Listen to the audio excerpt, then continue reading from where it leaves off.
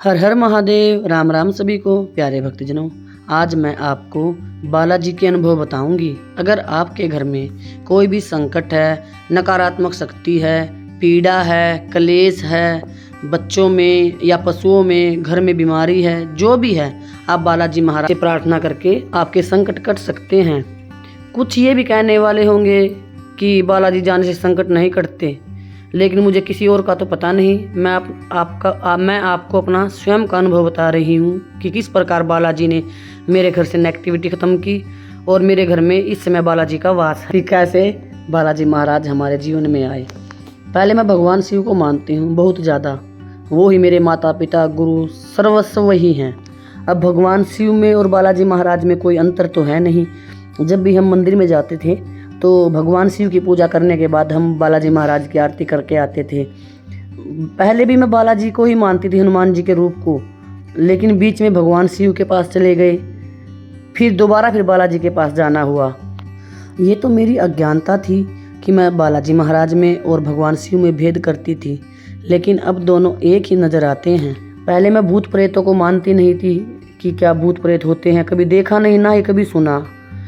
तो बस जीवन चल रहा था, अच्छा चल रहा था। लेकिन हमारे पास पशु हैं, गाय भैंस रखते हैं घर में, तो बाकी ठीक रहता है प्रभु भोलेनाथ की कृपा से, क्योंकि दोनों टाइम सुबह शाम पूजा होती है, मंदिर में जाते हैं, स्तोत्र सुनाती हूँ, प्रभु को उनका जाप करती हूँ। एक बार भाई काफ़ी सालों से पशुओं में दिक्कत आ रही थी कि दूध नहीं होता था, तो ऐसे ही एक भैंस थी हमारे पास, वो मैंने अपने पीहर से मंगाई थी, तो वो वहाँ पर बहुत अच्छा दूध देती थी। लेकिन मेरे यहाँ आने के बाद उसने दूध देना बंद कर दिया। यह समस्या होने से पहले हम कभी भी किसी दरबार में, किसी पूछे वाले के पास या किसी सियाने तांत्रिक झाड़े वाले के पास नहीं गए थे। तो फिर हमारे किसी घर परिवार के सदस्य ने बताया कि कहीं पर एक पूछा देने वाली है, वो आप वहाँ पर जाओ। मैं जब वहाँ गई तो वहाँ पर भी मुझे यकीन नहीं था, मैं मानती नहीं थी कि कोई ऐसा हो सकता है कि कुछ बता देगा।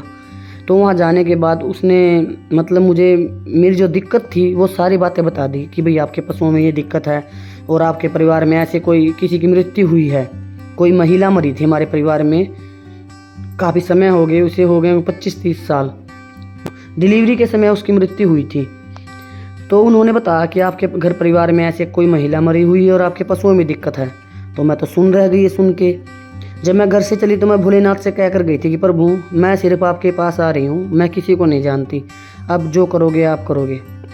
तो वहाँ पर उसने बता दिया। फिर भी मुझे विश्वास नहीं हुआ कि भाई ऐसी कोई चीज़ हो है जो घर में दिक्कत दे, इसका नेगेटिविटी।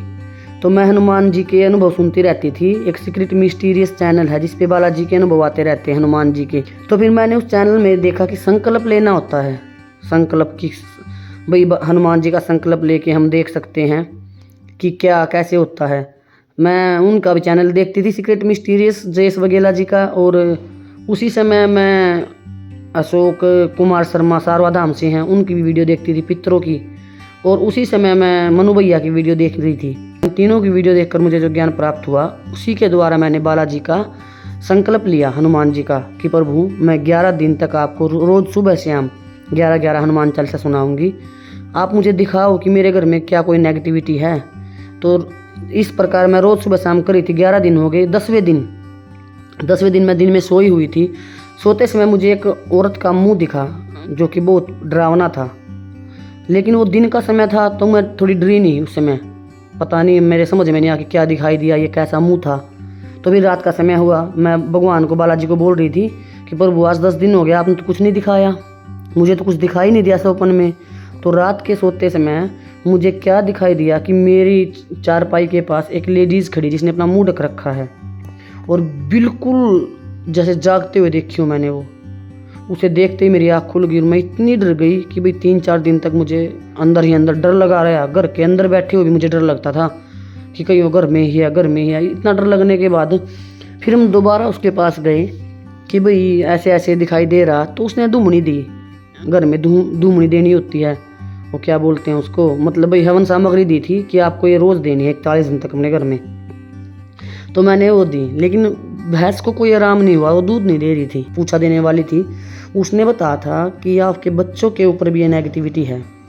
तो जैसे ही उन्होंने मुझे बताया कि भाई आपके बच्चों पर भी है, मेरे 3 बच्चे हैं, 2 लड़कियां हैं, 1 लड़का है, तो उन्होंने बताया कि भाई आपके बच्चों के ऊपर ये नेगेटिविटी है। जैसे उन्होंने ये बात बताई उसी दिन पैरों के नीचे ज़मीन निकल गई थी कि भाई बच्चों के ऊपर है। मुझे लगता तो था कि मेरी जो बड़ी बेटी है उसके स्वभाव में थोड़ा भाई था, कोई बात नहीं मानना, मतलब चुप चुप रहना, किसी से बात न करना। उन्होंने मुझे जो घर में देने के लिए धूमनी दी थी वो मैंने 41 दिन तक की, लेकिन मुझे इससे कोई आराम नहीं लगा। उन्होंने मुझसे पैसे भी मांगे थे कि भाई जो ये नेगेटिविटी है इसको हटाने के लिए 19,000 रुपये लगेंगे। तो 10,000 तो मैंने उसी समय दे दी थी उनको उसी दिन कि भाई जल्दी से जल्दी मेरे बच्चों के ऊपर से नेगेटिविटी हटा दीजिए। फिर उनको पैसे देने के बाद भी 3-4 बार मैं उनके पास गई, लेकिन मेरा मन नहीं मान रहा था। जैसे ही जब मैं वीडियो सुनती थी अशोक कुमार सारवादाम की या मनु भैया की, सुनी जिसकी भी मैंने, तो भाई मुझे पता चला कि कोई भी तांत्रिक भगत या झाड़ा लगाने वाला इस नेगेटिविटी को कभी हमेशा के लिए ख़त्म तो कोई कर ही नहीं सकता। हमेशा के लिए अगर कोई नेगेटिविटी ख़त्म करनी है तो उसे भगवान ही कर सकते हैं। तो उसी समय मेरा मन पीछे हट गया था, जबकि पैसे दे दिए थे। कोई बात नहीं, मैंने उस जो भगत थी वो बताने वाली उसका भी एहसान माना कि कम से कम उसके पास जाने से हमें रास्ता तो मिल गया, पता तो चला कि घर में दिक्कत क्या है, बच्चों में या पशुओं में जो दिक्कत आ रही है वो किस कारण से आ रही है। तो उसका भी मैंने बहुत धन्यवाद किया कि भी पैसे कोई जीवन में ऐसी चीज़ नहीं है, आते जाते रहते हैं।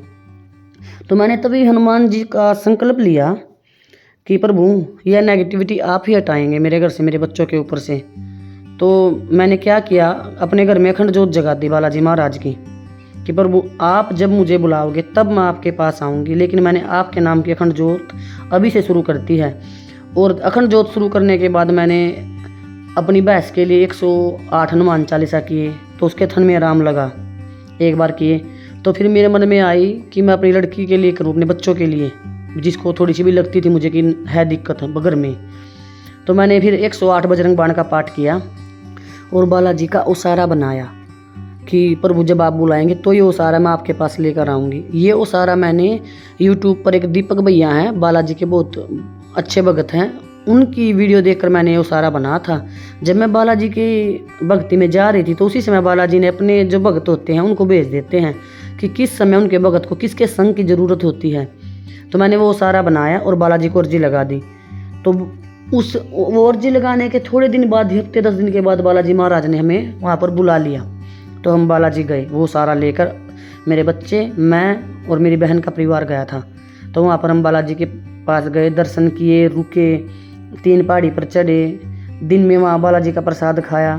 मैं तो वहाँ बहुत नज़दीक ही धर्मशाला थी, मैं दिन में को उस समय जब हम वहाँ रुके तो दिन में 3-4 बार बालाजी के दर्शन करके आई और बालाजी को बोल के आई प्रार्थना करके कि प्रभु आपकी शरण में है, आप देख लियो।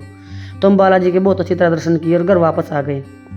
जैसे ही हम अपने दरवाजे पर एंट्री की उसी समय हम गाड़ी से उतरकर मेरे बच्चे अंदर गए तो क्या देखते हैं कि हमारी जो गाय ब्याने वाली थी, हफ्ता बाकी था, हफ्ता 10 दिन में, वो मर गई है बिल्कुल घर में एंट्री करते ही।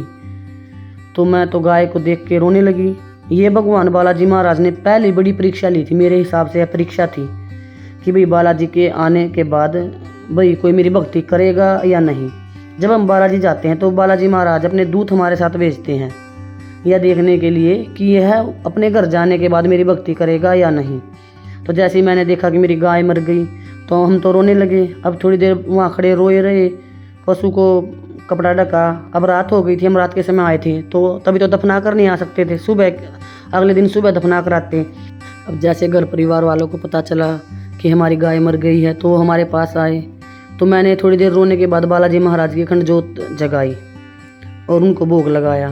तभी मेरे परिवार वाले बोल रहे थे कि अभी तो तुम वहीं से आई हो, अभी खाना वाना अभी अपना खाना बना कर खा लो, बाद में कर लेना ये पूजा पाठ। लेकिन मेरे मन में यही था कि पहले बालाजी की अखंड जोत जगाऊँ, वहाँ से आए हैं उनके नियम पूरे करें। वो जो मैं बालाजी के वहाँ से बालाजी का चरणामृत लेकर आए थे वो मैंने अपनी गाय के मुख में डाला था कि प्रभु इसे भी मुक्त कर देना। रोई जरूर, दर्द बहुत आया, लेकिन मैंने बालाजी की भक्ति उसी दिन से शुरू कर दी। अब आप आगे के हमारे अनुभव सुनना चाहते हैं कि कैसे क्या क्या मैंने किया नेगेटिविटी को हटाने के लिए। सिर्फ बालाजी जाने से ही नेगेटिविटी नहीं कटती। नेगेटिविटी हटाने के लिए उनके नियमों को और उन नियमों को करना बहुत ज़रूरी होता है। अगर आप यह जानना चाहते हैं कि मैंने कौन कौन से नियम किए और कैसे कैसे बालाजी महाराज ने हमारा संकल्प पूरा करवाया तो आप कमेंट में बालाजी महाराज जय श्री राम जरूर लिखें। आप सभी ने अपना कीमती समय देकर इस वीडियो का श्रवण किया, इसके लिए आप सभी का कोटि कोटि धन्यवाद। बोलिए सियावर रामचंद्र भगवान की जय हो, बालाजी महाराज की जय हो। बालाजी महाराज आप सभी पर कृपा बनाए रखें।